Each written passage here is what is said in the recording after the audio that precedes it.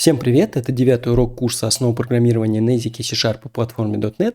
И на этом уроке мы с вами подробнее разберем числовые литералы, а также арифметические операции и операцию присваивания. Итак, поехали. Для начала давайте рассмотрим тему с суффиксами для числовых литералов.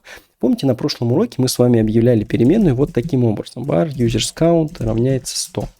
Какой фактический тип имеет данная переменная? Но на самом деле мы можем легко это узнать. Мы можем навести на нее курсор и видим, что наша переменная имеет тип int. Но почему именно int, а не, например, byte, short или long? Объясняется это довольно тривиально. Такое поведение определено в спецификации языка C#.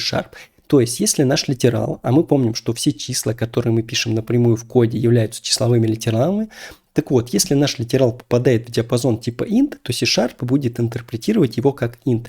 Неважно, что этот литерал также мог бы поместиться в тип short или даже byte. Все равно C# будет интерпретировать его как int. И мы даже с вами можем это проверить, просто наведя на наш литерал. И вот мы видим тип systemint32. Но если литерал вдруг не попадает в диапазон типа int, то в таком случае C# будет уже использовать тип long. И давайте это проверим. Давайте, например, объявим переменную var word population. И, как мы знаем, это чуть больше 8 миллиардов сейчас. 8 миллиардов 100 миллионов. И если мы наведем теперь на нашу переменную, то мы увидим, что C# назначил ей тип long. А если мы наведем на наш литерал, то мы увидим, что он интерпретируется как systemint64. Кстати, для вот таких больших чисел или наоборот маленьких чисел, для удобства мы можем использовать в числовых литералах разделитель в виде нижнего подчеркивания. Он служит только для нашего удобства, потому что с ним такие большие или маленькие числа легче как записываются, так и читаются. Компилятор же за кулисами его просто удаляет. И если мы увидим нашу переменную, то мы, естественно, увидим наше число без всяких разделителей. Но что если мы все-таки хотим, чтобы наша переменная имела какой-то другой тип, например, byte или short? Проще всего просто вместо использования var явно указать тип, например, написать short page равняется 342. И в таком случае наша переменная корректно типизируется как short. При этом наш литерал все еще интерпретируется C# как systemint32. При этом это можно сделать и другим способом, с помощью синтаксиса приведения типа. Я могу написать var for равно byte 4, например. И когда мы перед каким-то выражением, в данном случае перед нашим числовым литералом, указываем желаемый тип в скобках, это значит, что мы хотим привести все это выражение к данному типу. Это так называемый синтаксис явного приведения типа. Наш литерал все еще интерпретируется C# как systemint32, но мы принудительно приводим его к byte, и наша переменная корректно типизируется как byte. В данном случае очевидно, что данный синтаксис более громоздкий и менее предпочтительный, но синтаксис приведения типа нам еще понадобится в будущем. Если же мы хотим, чтобы наша переменная типизировалась как long, помимо вариантов, которые я только что привел, у нас есть еще один. Это использование суффикса. И давайте попробуем. Я напишу var distance равняется 100L, например. И видим, что если после литерала мы ставим букву L, неважно, маленькую или большую, то в данном случае наш литерал уже будет интерпретироваться как systemint64, а, соответственно, наша переменная примет тип long. Кстати, если мы хотим, например, назначить нашей переменной беззнаковый тип, мы можем использовать суффикс u. Например, я ставлю u, и теперь, если я наведу, то литерал уже интерпретируется как uint32, а наша переменная стала типа uint. А если же я использую оба суффикса, например, ul, то литерал уже будет интерпретироваться как uint64, а переменная наша примет тип ulong. Теперь давайте посмотрим на числа с плавающей точкой. Мы помним, что для представления таких чисел у нас есть три типа. Это float, double и decimal.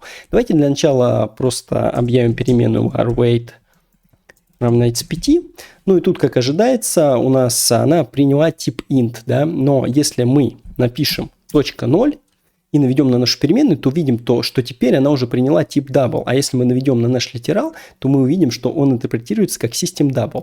Это опять же по спецификации языка C#, дробные числа по умолчанию интерпретируются как double. Но что если мы хотим сделать float?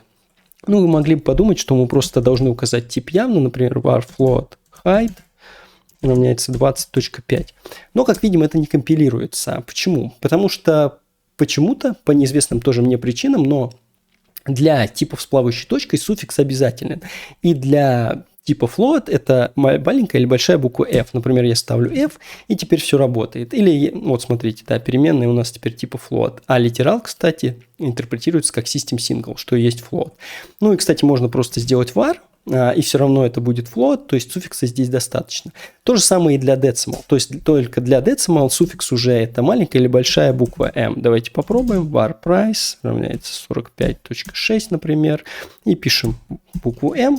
И если мы наведем на нашу переменную, то мы увидим system decimal. И наш литерал также интерпретируется как system decimal. С суффиксами на этом все. Давайте тут еще упомянем, что C# поддерживает числовые литералы в 16-ричной и двоичной системах счисления, а также так называемую экспоненциальную или научную запись. На практике это используется не очень часто, но тем не менее знать об этом стоит. Давайте запишем для начала число, например, 255 в разных системах счисления. Для начала я запишу в десятичной, как обычно, dec равно 255.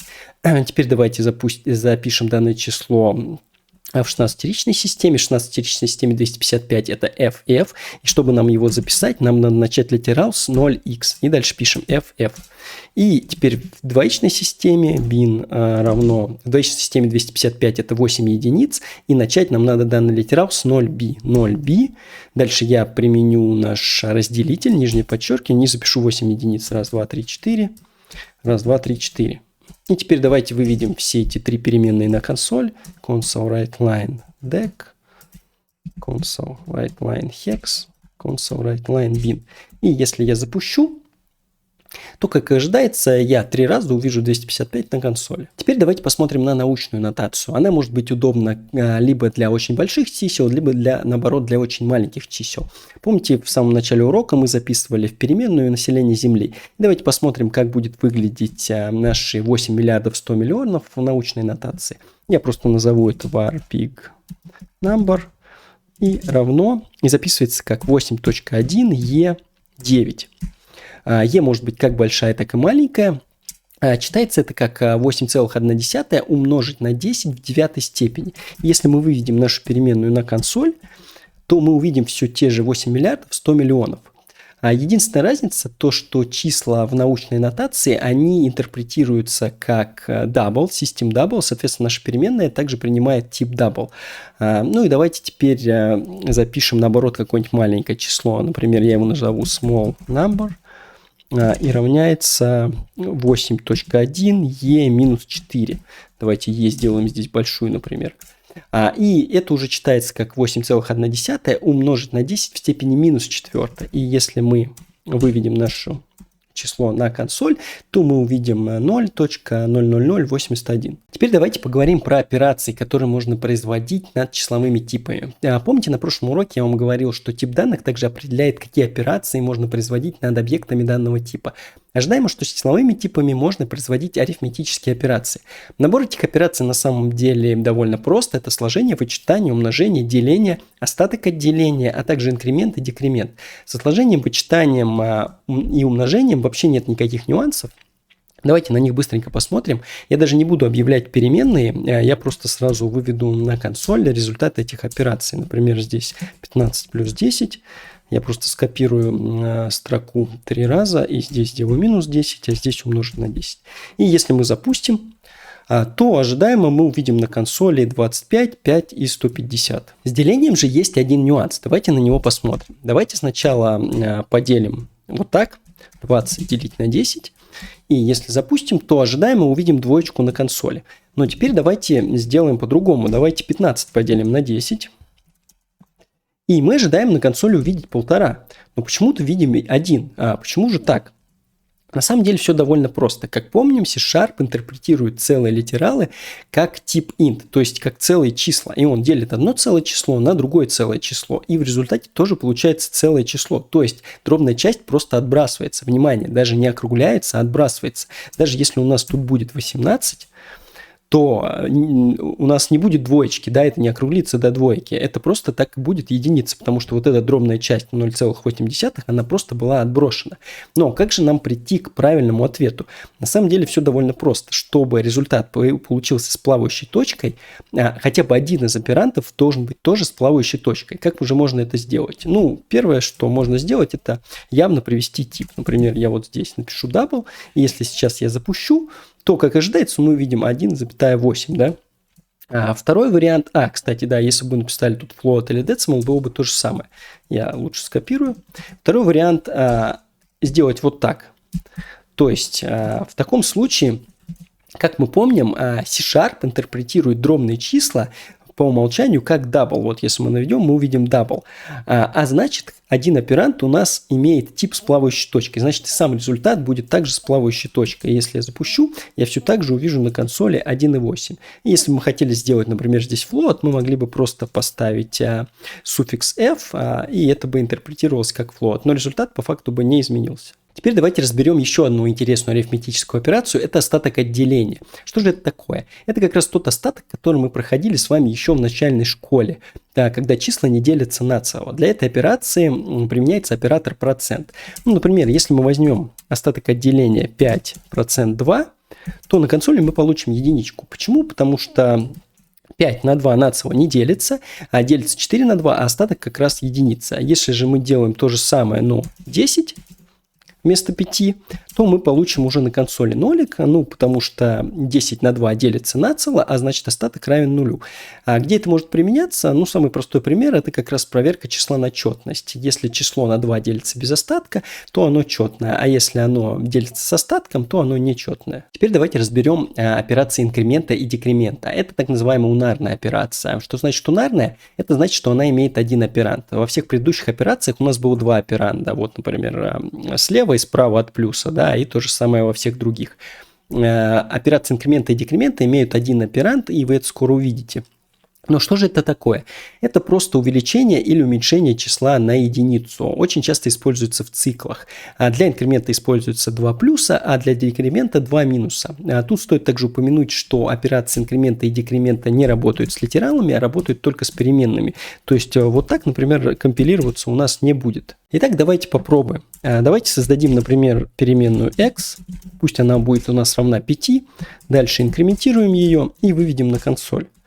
И, как ожидается, на консоли мы видим число 6. И мы уже отсюда можем видеть, почему операция называется унарной, потому что у нас только один операнд, вот он наш x слева. Давайте то же самое сделаем для декремента. Например, объявим переменную y, пусть она у нас будет даже дробной, декрементируем ее и также выведем на консоль. И, как ожидается, мы видим 9,1. И давайте еще раз, например, инкрементируем нашу переменную x, сделаем это чуть по-другому, плюс x, опять выведем на консоль, запускаем, и мы видим на консоли семерочку. Все как и должно быть. И вы могли заметить, что в первый раз я написал 2 плюса справа, а второй раз 2 плюса слева. Я сделал это специально. Это так называемые постфиксная и префиксная формы инкремента и декремента. Во многих контекстах отличий не будет, как, например, в нашем случае, но все-таки отличия есть, и давайте их разберем. Сначала теория. В префиксной форме значение переменной сначала инкрементируется, а потом возвращается результат. То есть операция будет производиться уже с инкрементированным значением.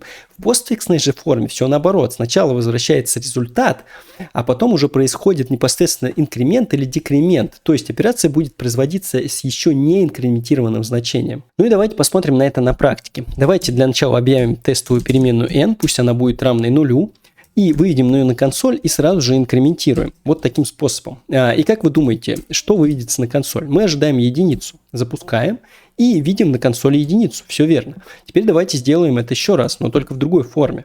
Сделаем это вот так. Запускаем, и что мы ожидаем увидеть? Мы ожидаем увидеть двоечку, но на консоли мы все еще видим единицу. Почему? Почему же так происходит? Это как раз следует из постфиксной формы инкремента.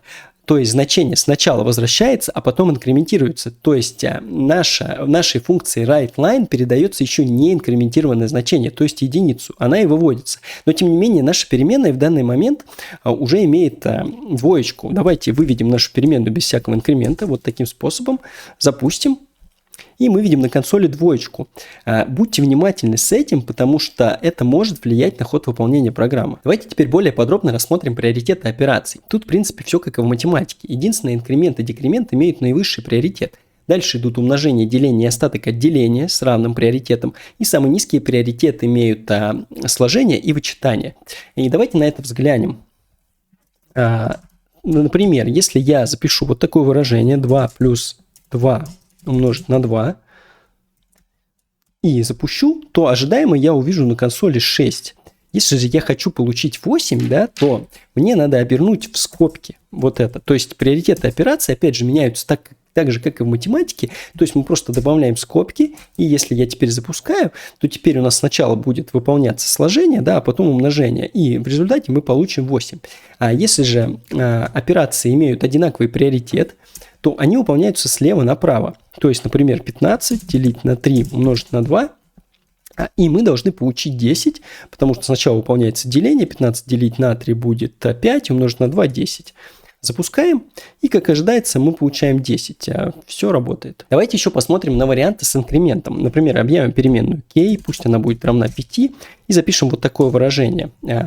Console writeLine k плюс, например, 10 делить на 2. И как вы думаете, что же выведется на консоль? Это, кстати, совершенно валидное выражение в языке C#. Итак, как я вам уже сказал, инкремент и декремент имеют наивысший приоритет. То есть, по идее, сначала k инкрементируется, станет равной 6, потом выполнится деление, то есть тут будет 5, и потом выполнится сложение, то есть 6 плюс 5, и на консоли мы ожидаем увидеть 11. Но если мы запустим, мы на консоли увидим 10. Почему? Возможно, кто-то уже догадался, а те, кто не догадались, я вам оставлю это для домашнего задания. Еще давайте на этом уроке с вами рассмотрим операцию присваивания. Она актуальна для любых типов, не только для числовых, но некоторые ее особенности стоит рассматривать как раз на числовых типах. Мы с вами на самом деле уже с ней много раз сталкивались. И что же такое присваивание? Присваивание – это просто установка какого-либо значения. Например, переменной. Когда мы с вами пишем var speed равно 60, то мы устанавливаем переменной speed значение 60. Это как раз и есть присваивание. А оператор присваивания – это просто знак равенства. Это операция бинарная, то есть она имеет два операнда, и фактически она просто присваивает левому операнду значение правого операнда. У нас левый операнд – это наша переменная speed, а правый операнд – это просто числовой литерал. Возможно также присваивание сразу нескольким переменным. Например, я могу объявить переменной a, b, c, и на следующей строке написать a равно b равно c равно, например, 50. И в данном случае все эти переменные примут значение 50. Но тут стоит отметить, что в отличие от арифметических операций, которые при одинаковом приоритете выполняются слева направо, операция присваивания, наоборот, выполняется справа налево. Давайте разберем вот это выражение, которое я написал, чуть подробнее. Как же это работает? Сначала выполняется выражение c равно 50. И после этого c принимает значение 50. Дальше выполняется выражение b равно c. И c в этот момент уже равно 50, соответственно, b тоже становится равным 50. И то же самое здесь. Дальше выполняется a равно b, b уже равно 50 в этот момент, и, соответственно, a тоже становится 50. Если бы операция присваивания выполнялась слева направо, то это бы не работало. Смотрите, в таком случае сначала бы выполнялось a равно b.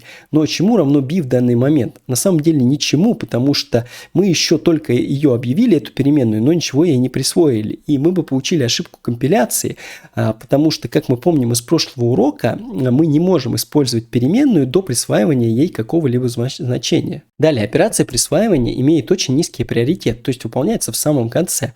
Если мы, например, запишем вот такое выражение a равно b равно 5 плюс 6 делить на 3, к примеру, то сначала вычислится вот это выражение, которое в данном случае равно 7, а потом оно присвоится переменным a и b. Давайте это проверим. Мы выведем на консоль переменную a, затем переменную b, запускаем, и вот мы видим нашу семерочку на консоли. И для арифметических операций, а также еще для некоторых других, существует так называемое составное присваивание, по-английски compound assignment. И давайте сразу разберем на примере. Предположим, что мы хотим добавить к уже существующему значению какое-то еще значение, например, 10.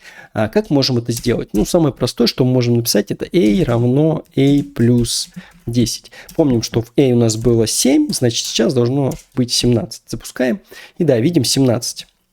Но вот такие операции, они нужны очень часто, и для них даже придумали специальный синтаксис. И даже студия подсказывает нам, что это выражение можно упростить. Если мы наведем, то мы увидим use compound assignment. И если мы на эту лампочку нажмем и применим, то мы увидим, что это превратилось в выражение a плюс равно 10. И это полный эквивалент. Если я запущу, я опять увижу 17. И такой короткий синтаксис существует фактически для всех арифметических операций. Я могу вот это скопировать и вам продемонстрировать. Например, я здесь могу написать минус равно, умножить равно, делить равно и процент равно. И все это будет работать. И также это существует еще и для некоторых других операций, например, по битовых, но мы их будем проходить с вами на отдельном уроке, и там я это подробнее покажу. Ну и последнее, что я хотел бы обсудить с вами на этом уроке, это неточность типов с плавающей точкой. Помните, на прошлом уроке я вам говорил, что если вам нужно хранить деньги, то нужно использовать только тип decimal и ни в коем случае не double и тем более не float. И давайте сразу посмотрим пример. Например, я пишу double sum равно 0.1 плюс 0.2. И теперь пишу console writeLine sum равно 0.3. Мы еще не проходили оператор равно-равно, но это просто оператор сравнения. То есть, если операнды равны, то он вернет true, то есть истина, а если операнды не равны, то он вернет false, то есть ложь. И как вы думаете, что же должно вывестись на консоль? Казалось бы, ответ очевиден. 0.1 плюс 0.2 равно 0.3 и должно вывестись true. Но давайте запустим нашу программу и посмотрим. Запускаем, мы видим на консоли false. Но почему? А как раз ответ кроется в неточности представления чисел с плавающей точкой в памяти компьютера. Дело в том, что в двоичной системе дроби 0.1, 0.2, 0.3 не могут быть представлены точно, потому что это бесконечная дробь. Ну, как, например, в десятичной системе 1/3 это тоже бесконечная дробь. 0, 3, 3, 3 и 3 в периоде. Например, дробь 0,1 в двоичной системе выглядит примерно следующим образом. 0.00011, 0011, 0011 и так далее, 0011 в периоде. В двоичной системе счисления точно могут быть представлены дроби, только которые имеют в знаменатель степень двойки, например, 1/2, 1/4, 3/4 и так далее. Все остальные это будут бесконечные дроби. А так как количество бит, которое отводится под хранение числа, конечное, например, для double это 64 бита, то дробь просто округляется. И мы даже можем увидеть эту ошибку округления на консоли. Давайте это сделаем. Мы просто сейчас выведем данные числа с 20 знаками после запятой. Это можно сделать, применив следующий синтаксис. Пишем console writeLine. Здесь мне будет нужен $, и фигурные скобки для конкатенации строк. Дальше я пишу наше число, например, 0.1, и через двоеточие я могу задать формат. И я здесь напишу F20, это значит вывести данное число с 20 знаками после запятой. И давайте запустим наше приложение. И вот мы видим, что после определенного знака у нас начали появляться какие-то цифры, отличные от нуля. И это как раз и есть результат нашего округления. Ну и давайте теперь сделаем это для всех остальных наших чисел, а также для самой суммы. Здесь у нас будет 0.2, 0.3, а здесь будет 0.1 плюс 0.2. Запускаем. И вот теперь вы можете наглядно видеть, почему у нас 0.1 плюс 0.2 не равно 0.3. Потому что 0.3 у нас вообще 0.299, а сумма у нас получилась как чуть больше 0.3. И сразу хочу напомнить, что это не специфика языка C#, это специфика того, как хранятся дробные числа в памяти компьютера. То есть такое поведение будет в большинстве языков. Ну и теперь представьте, что вы храните деньги с копейками в формате double, а потом строите какие-то годовые отчеты. Все эти ошибки округления у вас сложатся, и у вас не сойдется ни одна бухгалтерия. Для этого вы придумали тип decimal. Я вам уже говорил, что этот тип не полагается на стандарт IEEE 754, а имеет свой собственный формат, который мы даже разбирали на прошлом уроке. Фактически он хранит число как целое, а также дополнительно хранит смещение десятичной точки. А так как целые числа в компьютере представляются точно, то никаких ошибок округления у вас не будет. И давайте это даже проверим. Сделаем все то же самое, но для типа decimal. Это я закрою. Давайте просто скопируем все вот это. Я еще отделю вот это линией, чтобы было нагляднее. То есть вот так вот сделаю здесь. Так, это нам не нужно. И теперь, если мы помним, что для типа decimal нам нужен префикс m, m, m, m, m. И теперь, если я запущу, то мы видим, что здесь уже никаких ошибок округления нет. Все числа ровненькие, да, и 0,3 просто, и сумма 0,1 плюс 0,2 у нас равны между собой. И мы даже можем это проверить, мы можем, то есть, объявить нашу переменную sum еще раз, только это будет, например, decimal sum d пусть будет. Тут мы поставим m, m, и здесь я сделаю вот так. И если мы увидим на консоль, то мы увидим наш true. Теперь все четко. Ну и у вас может возникнуть два вопроса. Зачем вообще нам нужны типы float и double, если они имеют такие проблемы? Почему вы везде не использовать decimal? Ответ – производительность. Арифметические операции с типами стандарта IEEE 754 намного быстрее, чем с типом decimal, и поэтому, если вам хватает точности, то предпочтительно использовать их. Ну и второй вопрос – а как же вообще тогда сравнивать между собой числа с плавающей точкой стандарта IEEE 754? Решение для этого довольно простое. Их не сравнивают на точное равенство, а сравнивают с учетом приемлемого допуска. Обычно вот таким образом. То есть мы объявляем какую-то приемлемую для нас погрешность, например, назовем ее tolerance. Пусть она у нас будет 1e-6, то есть 1 миллионная. И вместо прямого сравнения мы делаем это вот таким образом. То есть мы пишем math apps, и здесь мы пишем наше sum минус 0.3 меньше вот этой tolerance. Что это значит? Тут я скобку поставил неверно. Как это работает? То есть mathApps – это взятие числа по модулю, потому что нам не важно, в какую сторону будет эта разница, в плюсовую или минусовую. Нам главное, что эта разница должна быть меньше вот этого нашего допуска. И если мы сейчас запустим, то мы видим true. То есть теперь наши числа считаются равными. В принципе, это все, что я хотел рассказать на данном уроке. Для этого урока я также подготовил домашнее задание. Как всегда, условия задач подробно описаны в комментариях. На следующем уроке мы с вами поговорим про преобразование числовых типов, а также переполнение. Ну, если вам понравился данный урок, то ставьте лайки, подписывайтесь на канал, пишите комментарии. Также хочу напомнить, что доступ к коду уроков, к ответам, а также к телеграм-каналу, где можно задать вопросы, доступен по подписке на Boosty, ссылка будет в описании. Ну, а у меня на этом все, и жду вас на следующем уроке.